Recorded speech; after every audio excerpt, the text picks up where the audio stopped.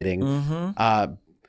And I guess as an artist, I guess as artists, we we're fascinated by all different types of art forms, but puppetry specifically. I mean, I'll tell you myself, it's not really something I've ever thought so much about. Well, what really fascinated you about puppetry? Well, to me, it's the idea that like who's in control, the idea of free will. Are we in control, or is someone else pulling the strings? You know what I mean?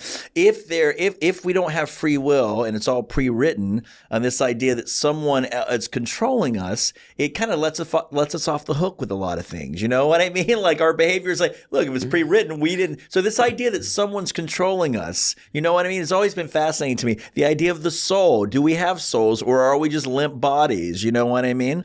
So that stuff kind of played into it. There's a little bit of an existential element to it. We don't really we cut some of that stuff out of the movie, but the idea was is our melancholy come from a place of some of us are melancholy, some of us are okay with life, but where does this melancholy come from? And does our body house something? Do we have more than just our physical elements? You know, we're mechanicals, we're robots, we're androids in a lot of ways. But what makes us tick? What gives us an identity, a personality? You know, is it something else? Is it environmental? So it's all these different kind of elements. You know, that I think are fascinating. You know, am I in control? Like even when you write a script. It's like, where's it coming from? I mean, it's a extrapolation of all the conversations we've ever had, all the movies we've ever watched, all the books we've read. That's where our art comes from.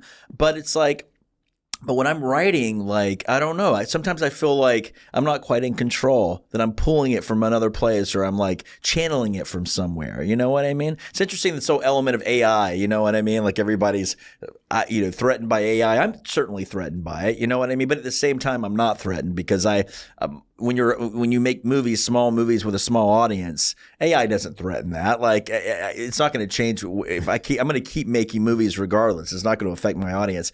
But